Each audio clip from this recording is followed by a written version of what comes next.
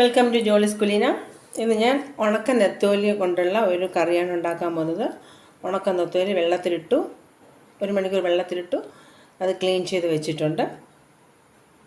ഒരു 200 ഗ്രാമോളം ഉണ്ട്. അപ്പോൾ ഇതുകൊണ്ടുള്ള കറിയാണ് ഉണ്ടാക്കാൻ പോകുന്നത്. അപ്പോൾ അതിന് വേണ്ടിയിട്ട് ഞാൻ 1 ബൗളോളം തേങ്ങ ചിരകി വെച്ചിട്ടുണ്ട്. ഇതിലേക്ക് 1/4 ടീസ്പൂൺ മഞ്ഞൾപ്പൊടി, 1 ടീസ്പൂൺ മുളക് പൊടി,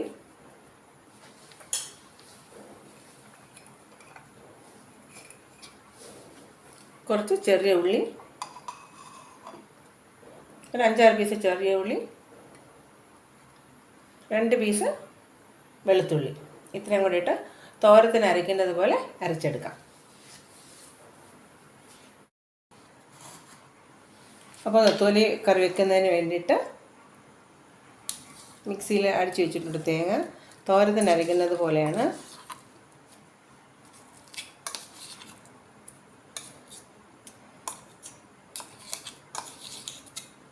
ഇട്ടു ഇതിലേക്ക് കുറച്ച് വെള്ളം കൂടെ മിക്സ് ചെയ്ത് ഇതിലോട്ട് ഒഴിക്കാം.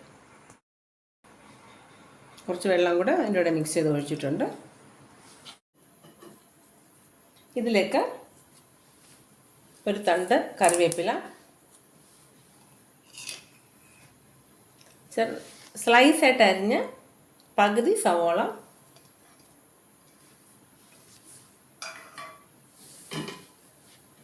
പിന്നെ ഒരു 2-3 പച്ചമുളക്. ഞാൻ തൊണ്ടമുളകാണ് എടുത്തിരിക്കുന്നത്.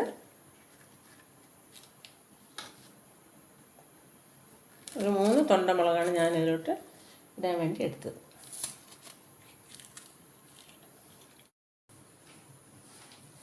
പിന്നെ കുറച്ച് ഉപ്പ്.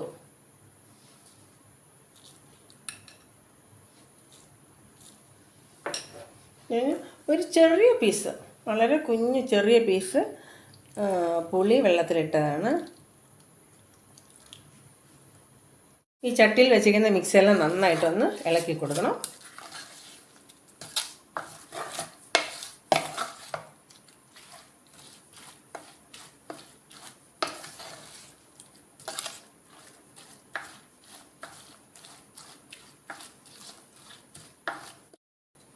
ഇതിലേക്ക് നമ്മൾ കട്ട് ചെയ്ത് വെച്ചിരിക്കുന്ന പേങ്ക, ഒരുപാട് കട്ടി കൂട്ടിയൊന്നുമല്ല, എന്നാൽ തീരെ കട്ടി കുറച്ചിട്ടുമല്ല, ആ ഒരു ലെവലിൽ കട്ട് ചെയ്ത് കഴുകി വെച്ചിരിക്കുകയാണ്. അത് ഇതിലോട്ട് ഇട്ട് കൊടുക്കുകയാണ്. എന്നിട്ടെല്ലാം കൂടെ നന്നായിട്ടൊന്ന് ഇളക്കി കൊടുക്കണം.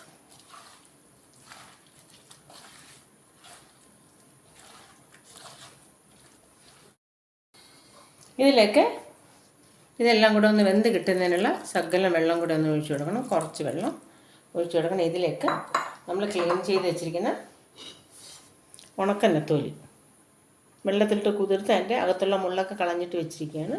അപ്പോൾ ഇതിനാണ് അതിലോട്ട് ഇട്ട് കൊടുക്കുന്നു. ഇതിനെല്ലാം കൂടെ നന്നായിട്ടൊന്ന് ഇളക്കി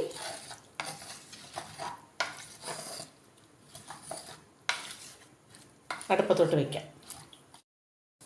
അപ്പോൾ ഇതെല്ലാം കൂടെ മിക്സ് ചെയ്ത് അടുപ്പിലോട്ട് ആക്കിയിട്ടുണ്ട്, അടുപ്പിലോട്ട് വെച്ചിട്ടുണ്ട്. ഇനി വേവട്ടെ. ഇടയ്ക്കിടയ്ക്ക് ചെറുതായിട്ടൊന്ന് ഇളക്കി കൊടുക്കണം.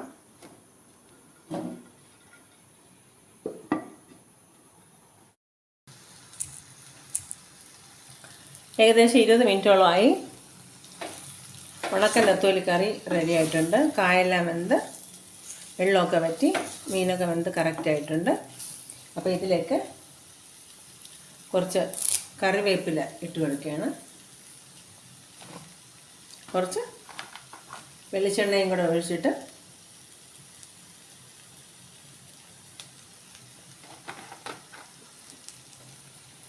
ഇളക്കി